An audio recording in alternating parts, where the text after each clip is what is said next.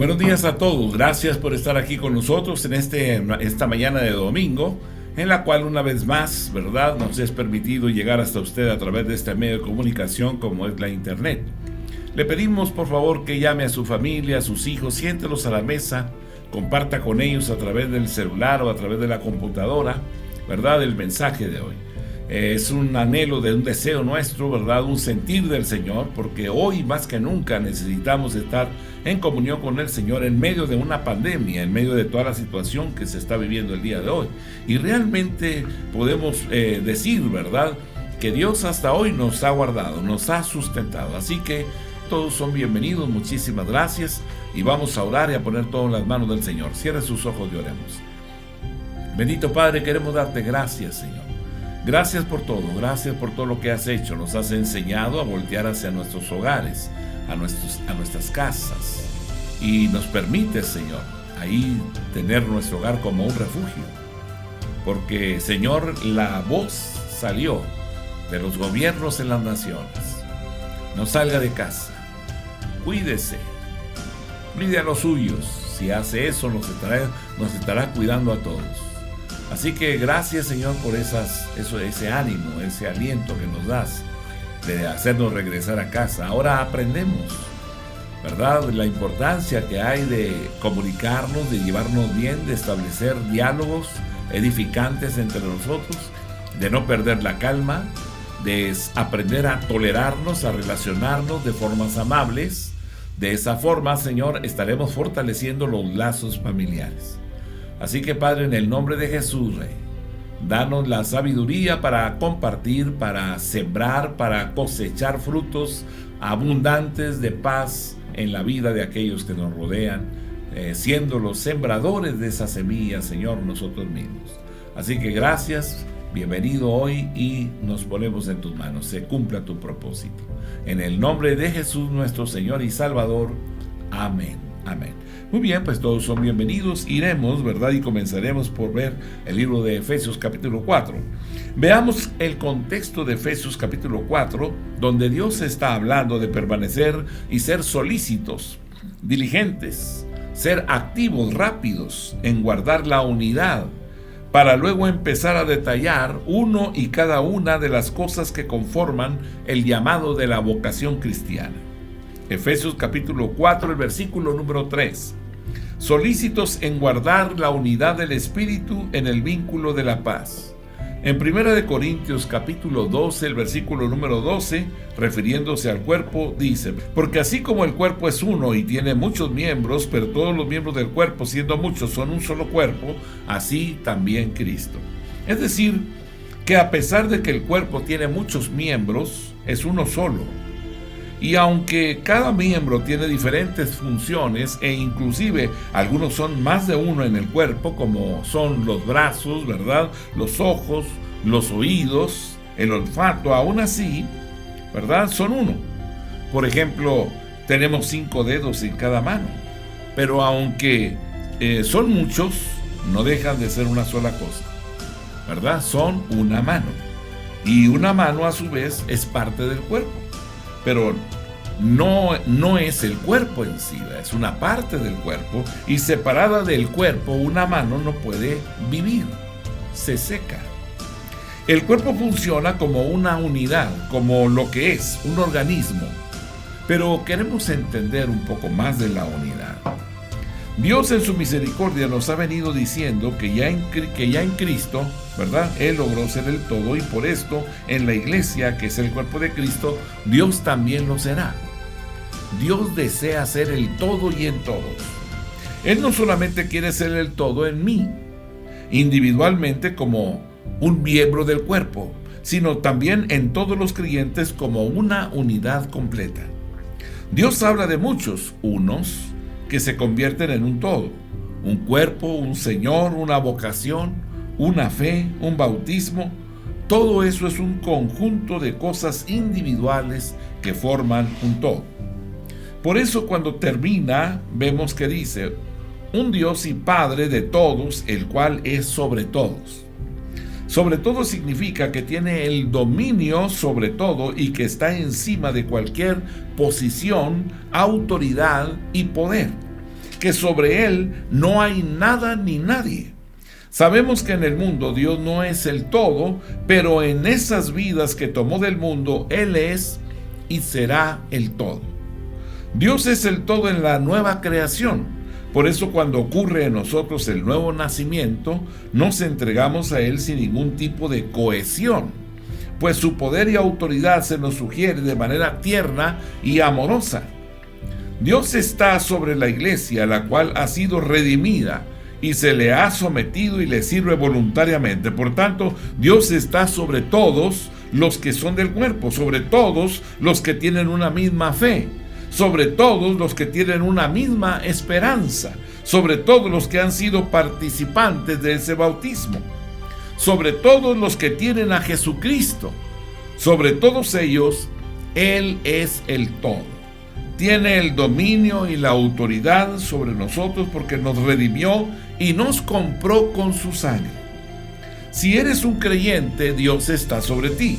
Ahora, ¿reina Dios en tu vida? Esa es una grande pregunta que debemos de hacernos. ¿Tiene el dominio, el señorío, la autoridad y la potestad sobre ti? O sea, ¿es Dios tomando ese control? ¿Vas a la iglesia y te sientas para que Dios sea el todo? ¿Cantas? ¿Sirves a Dios para que Él sea el todo? Es importante saber esto porque esto nos resume todo en nuestra vida espiritual. Dios nos ha dicho en su palabra que Él quiere que le conozcas, Él quiere que le creas y le entiendas. 3 cosas importantes que debemos de enfocar nosotros, ¿verdad? Concentrarnos para que esto se lleve a cabo. Queremos conocer a Dios, queremos creerle, queremos entender la voluntad de aquel que nos llamó de las tinieblas a su luz admirable. Isaías 43, versículo 10.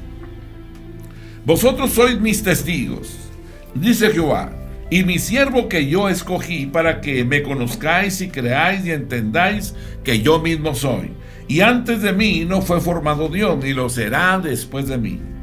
Y con esa palabra nos está resumiendo un libro que tiene alrededor de 3.500 años de historia y tantas áreas de enseñanzas que nunca se terminaría su predicación.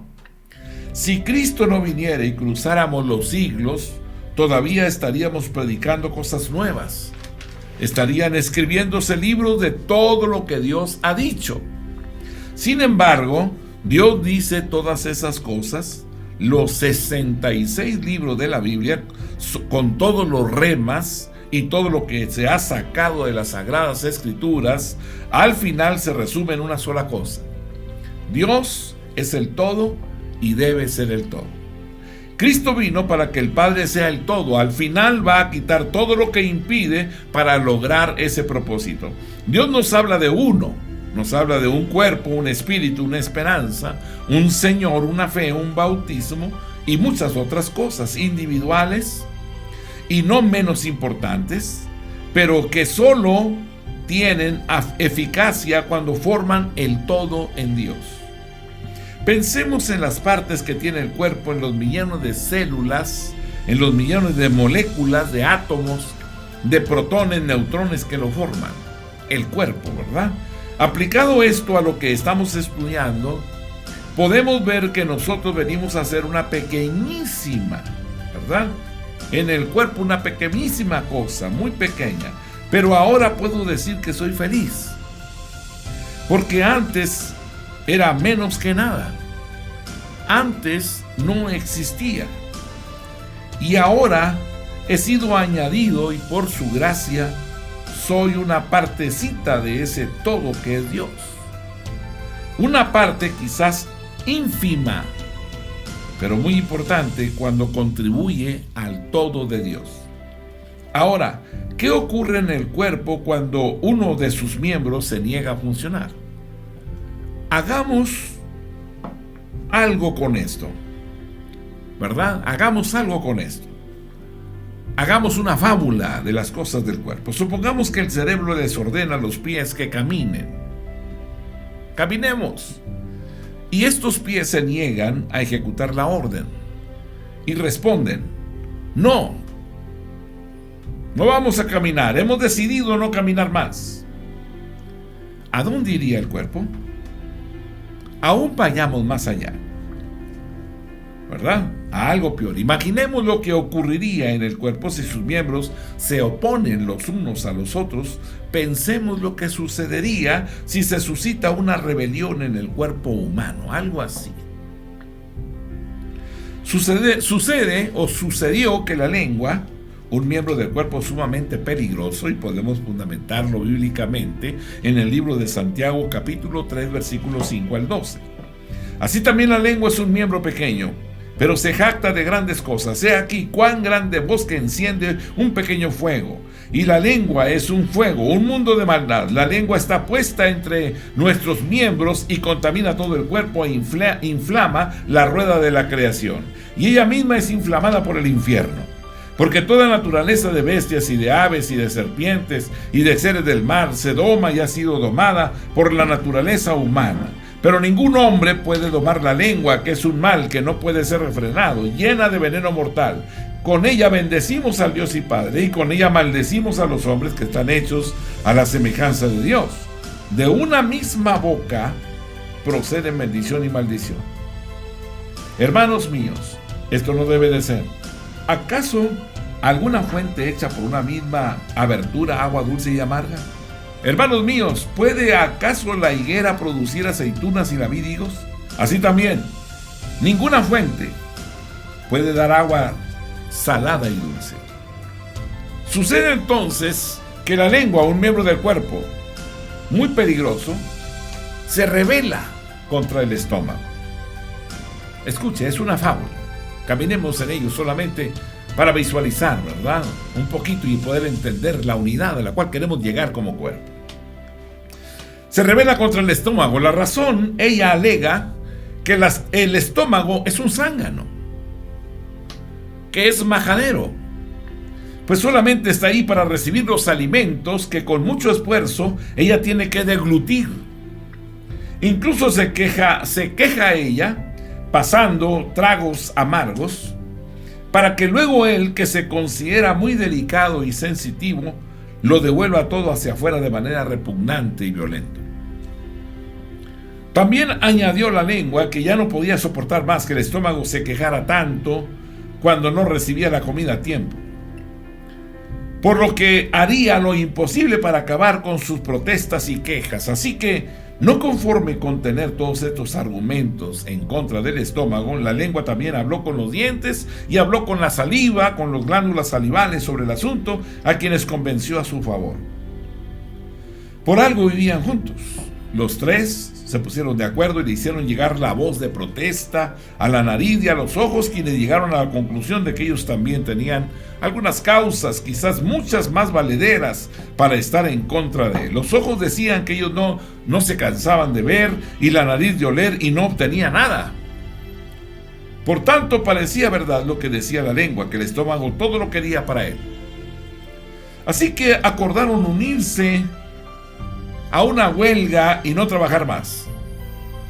La mañana pasó y el tubo digestivo no recibió nada, ¿verdad?, de comer durante el día, por lo que empezó a quejarse. Entonces la lengua, como portavoz, consideró que era el momento de comunicarle al estómago la decisión que ella había tomado, que ella, los dientes y las glándulas salivales, los ojos, la nariz, habían determinado llevar a cabo. Así que le dijo: oh, ya te despertaste y de inmediato comienzas a quejarte. Pues mira, como habrás notado, hemos decidido no trabajar más para ti.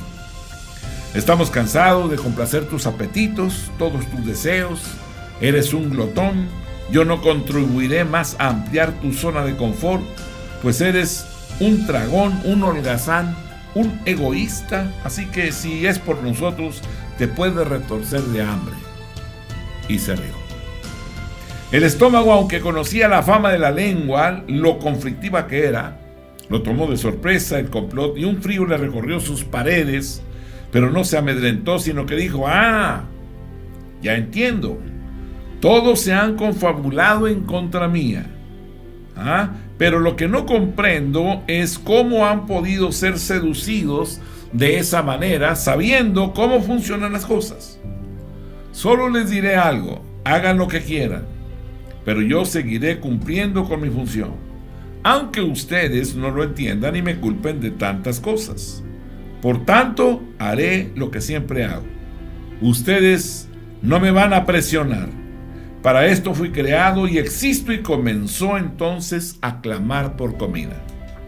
Así que se generó el problema y la nariz dijo: esta que está aquí no va a olfatear más comida. Los ojos dijeron: nosotros ni vamos a voltear hacia la cocina, así es que aunque grite y haga lo que quiera, no le haremos caso. Los dientes dijeron: se acabó el masticar. La saliva dijo: yo no le voy a suavizar la comida a ese vago. Y la boca dijo: yo ni siquiera voy a abrir la boca. Por tanto, como los órganos sensoriales no mostraron ninguna señal, eso impidió que el cerebro se percatara del asunto y diera la orden a las manos y a los pies de buscar qué comer. Así que involuntariamente, sin saberlo, todo el cuerpo se unió y estaba en contra del estómago. No obstante, pasadas 7 semanas, la cosa se puso seria. Los ojos se quejaron de que no tan solo no podían ver la comida, sino no podían ver nada, ya que percibían que todo daba vueltas a su alrededor, y ellos también. La nariz entonces confesó que desde hacía varios días no aguantaba ningún olor, pues los consideraba fuertes en grande manera. Los brazos se quejaron de que no podían levantarse. Las rodillas dijeron que se sentían flojas y los pies aullaban de dolor porque los pies no se movían y ellos ya no podían sostener el volumen de carne, de huesos, por lo que temían que el cuerpo se derrumbara en cualquier momento.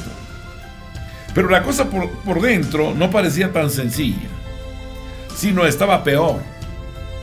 Sucede que el hígado no se había percatado del asunto y al estar produciendo bilis constantemente, fue llenando la vesícula biliar hasta el tope, por lo que ésta empezó a enviar el amargo líquido al duodeno. El duodeno, como hacía tiempo no percibía nada de sus otros compañeros, mientras el aparato digestivo fue reteniendo ese líquido amargo y viscoso de manera tal que se rebosó y fue subiendo hasta llegar hasta el tubo digestivo. El estómago, al sentir que algo le estaba cayendo, no importando de dónde viniera, se empezó a dilatar e inmediatamente se puso a trabajar. No obstante, ese líquido era tan amargo y tan fuerte que su zumo subió hasta el paladar y los dientes comenzaron a corroerse y la saliva a secarse y la lengua no lograba hacer ningún movimiento, ni siquiera de expulsión, pues parecía como si estuviera pegada al área bucal. El asunto llegó a un punto más extremo cuando el estómago se contrajo, porque el líquido digestivo y los gases chocaron. El dolor fue tan agudo que por fin despertó al cerebro de los sueños, de esa imaginación donde se encontraba, con los que se consolaba durante la huelga acerca de cuándo todos juntos degustaban esos ricos platos, tan suculentos que hasta los dedos eran relamidos por la boca. Entonces, con una idea fija, el cerebro comenzó a alertar a todo el cuerpo: busquemos algo de comer o nos vamos a morir. Era como un grito desesperado que conmovió hasta la piel, que se erizó y hasta cambió de color. Así que el cuerpo se levantó y los ojos se movían desesperados y la boca se volvía agua de solo imaginar el banquete que se iban a dar.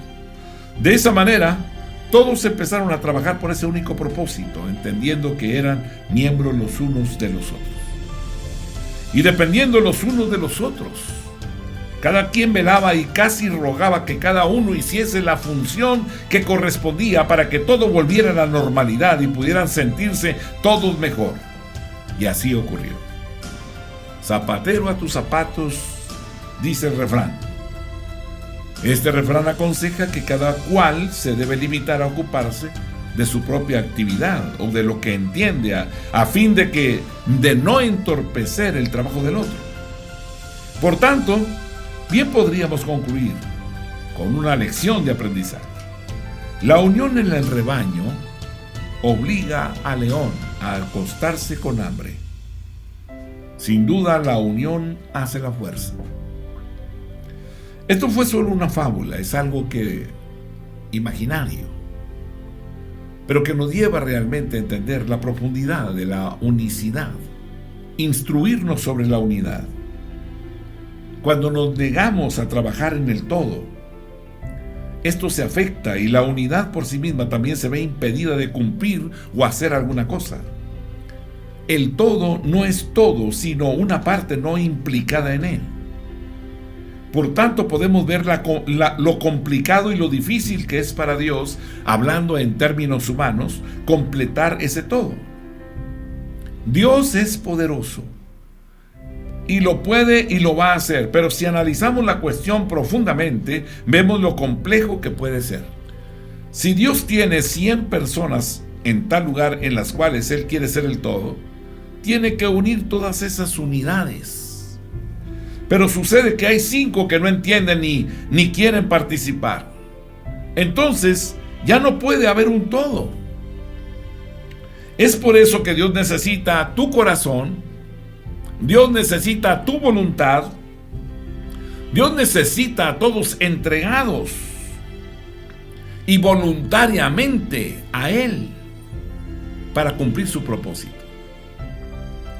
Hay un gozo, una paz que sobrepasa todo entendimiento al ser participantes del todo de Dios, pero hay que saber funcionar en Él.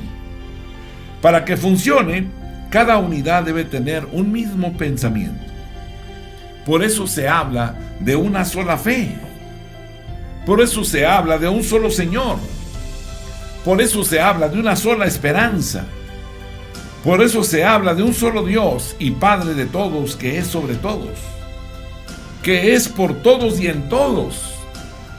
Si la iglesia tuviera 3 esperanzas, si la iglesia tuviera 3 clases de fe, si tuviera 7 formas o 7 vocaciones, entonces fuera un caos realmente.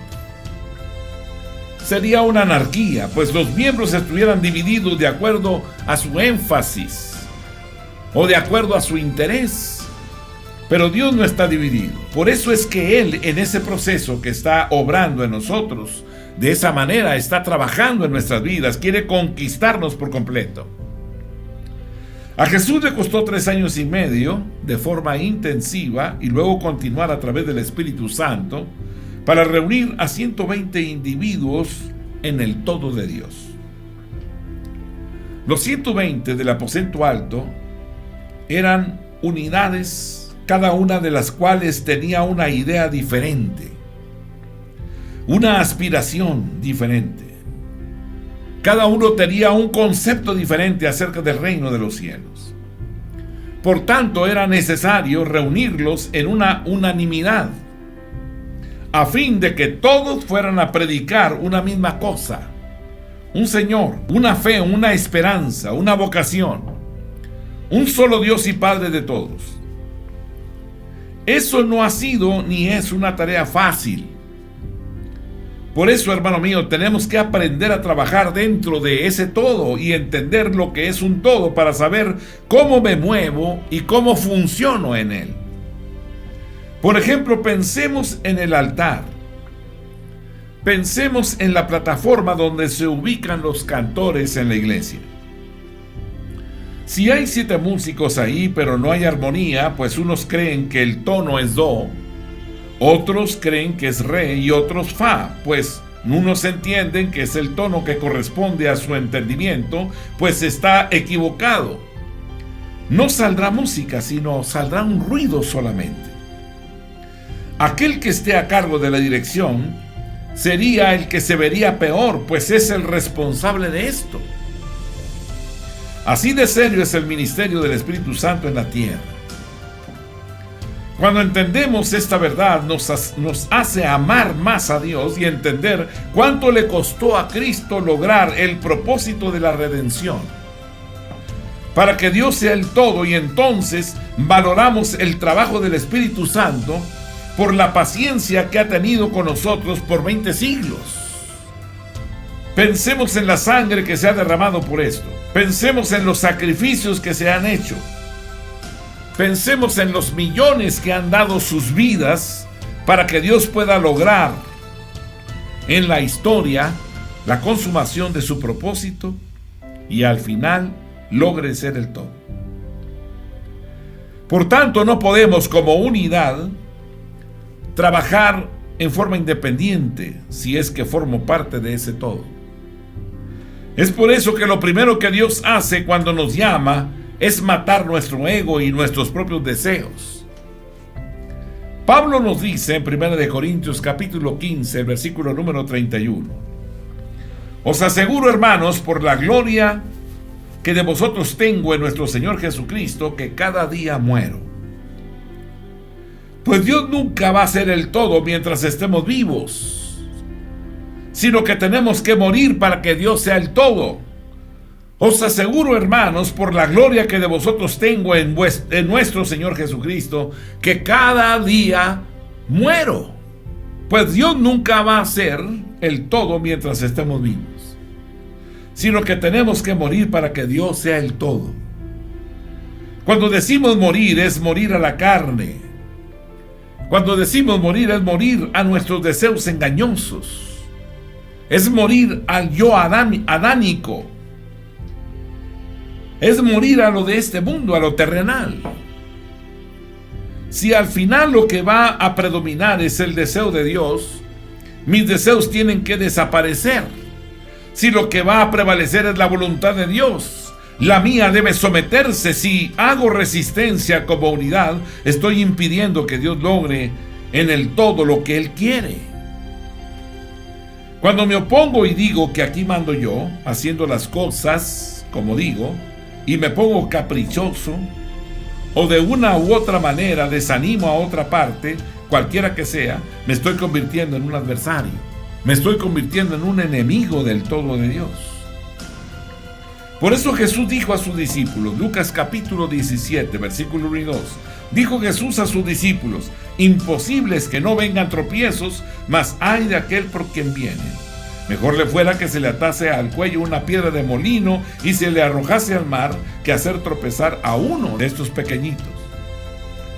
Esa es la razón por la que se ha hecho tan difícil para Dios lograr su propósito en la iglesia. Porque no importa el número que totalicen los llamados en una sola iglesia local, el Señor tiene que poner un mismo sentir, tiene que poner una misma motivación, tiene que poner las mismas actitudes en todos. Pues uno solo puede dañar el resto.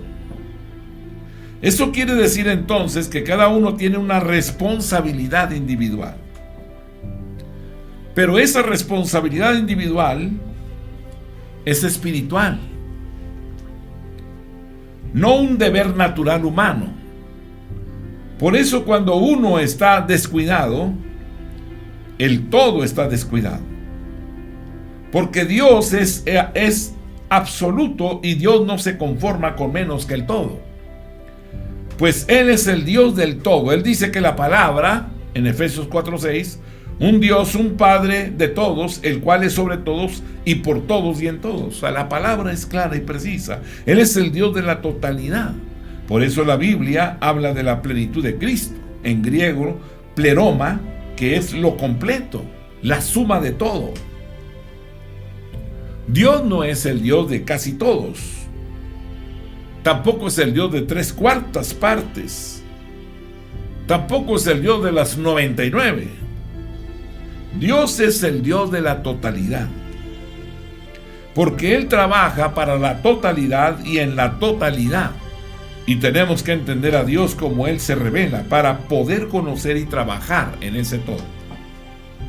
Dios ha manifestado que ha llegado el tiempo de que su iglesia cumpla ciertas misiones como cuerpo local en las naciones. Si tú como parte del cuerpo tomas eso con liviandad y dices, ¿otra vez están hablando los hermanos de lo mismo? Yo no estoy de acuerdo. Así que mejor me voy. Y los veo en el próximo servicio. No estás obrando de una buena forma. Si ves a los hermanos escuchando lo que Dios habla en las profecías, si te percatas de toda la insistencia en la intercesión y en las instrucciones de los diferentes ministerios y unidades del cuerpo, Observas a todo el mundo tratando de hacer su parte en serio, creyéndole a Dios, gimiendo y clamando para que su propósito se cumpla. Y aún siendo tú parte o miembro de ese aparato como unidad, lo tomas a la ligera porque no entiendes o no te importa. Quiero que podamos entender que estamos rompiendo el todo de Dios. Si sabiendo, viendo, entendiendo, escuchando y viendo a los hombres involucrarse en el servicio, en los diferentes ministerios, y yo no quiero hacerlo, entonces estoy fuera del todo. Nos encontramos realmente estorbando a aquellos que se están esforzando en el Espíritu Santo en mantener la unidad del todo. Ahora yo quiero hacer mi parte. No quiero romper la armonía del todo, ni que Dios deje de alcanzar su propósito por causa mía. Tengo que entender lo que soy en Él. Doy gracias a Dios por hacerme parte de esto. Gracias a Dios por incluirme. Siendo menos que nada, pero ahora soy una unidad en Él, soy una parte del todo que es el cuerpo. ¿Te das cuenta de lo difícil y complicado que es? Como pastores vemos esto, cuando la mayoría estamos entendiendo y Dios se está manifestando y vamos siguiendo sus instrucciones, pero hay en medio de nosotros personas que con mucha indiferencia al mover que se está manifestando, presentan actitudes contrarias a los ministerios, a las funciones que se están presentando por la razón que sea. Por esto Jesús habló de aquellos que hacen tropezar a los pequeños, pues haciéndolos tropezar a ellos, están haciendo tropezar a la iglesia, a un cuerpo completo. Y tenemos que entender que esto es un asunto de todos, de una totalidad, de un solo cuerpo, donde Cristo es la cabeza. Tenemos que amar a Dios y desear con todo nuestro corazón que Dios sea el todo. Debemos entregarnos y someternos a Él. La palabra dice que el Señor va a someter todas las cosas, todo dominio, toda autoridad, toda potencia y todo pensamiento que no se someta a la obediencia de Cristo. El Señor lo va a desarraigar. Y cuando yo estoy apático a las acciones de los demás, entonces ya lo está haciendo en ti y en mí. Lo seguirá haciendo. Por tanto, Dios pide solo una cosa. Proverbios 23, verso 26. Dame, hijo mío, tu corazón, y mira en tus ojos por mis caminos. Podemos estar muy cómodos en lo que hacemos. ¿Y los demás? ¿Y los pequeños? ¿Y los nuevos? ¿Y los que acaban de llegar? ¿No necesitarán ser instruidos? El Señor quiere tu voluntad para lograrlo. Así que no puedo estar pensando en mí, ni puedo concentrarme en las cosas, en mis cosas, pues no soy el todo, sino que Él es el todo. Yo no puedo retirar mi brazo y no extenderlo, sino que por el bien del todo tengo mi brazo y tengo que extenderlo y ceder. Tengo que entender que con empecinarme en retener el brazo, estoy dañando el todo y debo por amor a Dios entregarme para que Él lo logre. No pensemos ahora en conceptos, pensemos ahora en nosotros, porque Dios nos habla constantemente en el área donde estás, donde Dios te ha puesto. Ahí Dios está constantemente hablando. Es ahí que tienes que decir: tengo que tener una actitud más colectiva, porque por naturaleza soy egoísta. Me enseñaron a ser individual o individualista, a alcanzar las cosas motivadas por los logros personales. Pero ahora pertenezco a Cristo y la victoria mía es la victoria del Señor. Si observamos un hormiguero, podemos ver que no hay ninguna hormiga arrinconada o sentada mientras las otras trabajan, ni mucho menos cargando para su nido individual. Al contrario, lo que vemos es un hormiguero aquí y allá, un hormiguear, un mover de hormigas, una que va por aquí, otra que está por allá, todas en movimiento, comunicándose de una forma constante, saliendo del orificio de entrada del hormiguero para cargar o ayudar a traer. No hay ninguna descansando, tomando aire fresco en una hoja, fuera del agujero y alejada del nido. Tampoco podemos decir que hemos visto una abeja solita en un panal, por lo que nos imaginamos que ellas no se detienen a pensar, ¿por qué tuve que nacer como obrera? Ella no está pensando en eso. ¿Es que Dios no me ama? Mira a la reina todo el tiempo comiendo y pariendo a merced de ese zángano que lo único que hace es fecundarla. Y yo aquí, que no doy abasto con tanta carga, trabajando sin parar para cuidar y mantener sus crías, porque ni eso hacen ellos. Pero esto se acabó. Aquí mismo me voy a comer mi miel y estas obreras que sigan trabajando para que otras se engorden. No, las abejas no están buscando provecho individual, porque son animales que trabajan por intuición, con la sabiduría que les ha dado Dios para entender que su subsistencia depende del logro de su objetivo, ese objetivo común. ¿Quién se los dijo? Dios se los dijo. Ellas no están tratando de aprovecharse, sino que trabajan todas en una armonía, en un todo, para lograr un fin general que aproveche a todos. Inclusive todo lo hacen, y como se comunican, el lenguaje de danza es para lograr ese objetivo, pues viven para Él y por Él. Nada en ellos se sale del propósito de Dios. Les dio leyes cuando las creó y así funcionan, y cumpliendo esa vocación, nunca han dejado de producir la cera ni la miel, y viven y mueren para que su colmena se mantenga por siempre. Eso es algo maravilloso. Eso es algo asombroso. Tú y yo conformamos el cuerpo, y el cuerpo es un todo, y todo es importante. Y Él te ha dado a ti, ha inclinado tu corazón en el querer y en el hacer, por su buena voluntad. No vives para ti, vives para Él. Somos esclavos, hombres sin derecho. Él nos compró, le pertenecemos a Él. Oremos al Señor. Padre, queremos darte gracias. Yo bendigo la vida de mis hermanos, guárdalos a todos en el hueco de tu mano y líbralos del mal. Pelea sus batallas y levántate como un poderoso gigante en sus hogares, en sus vidas y en todas las generaciones que nos siguen. Tu bendición sobre cada uno de ellos. En el nombre de Jesús nuestro Señor. Amén. Mi amado hermano, Dios te bendiga, la paz de Dios sea contigo.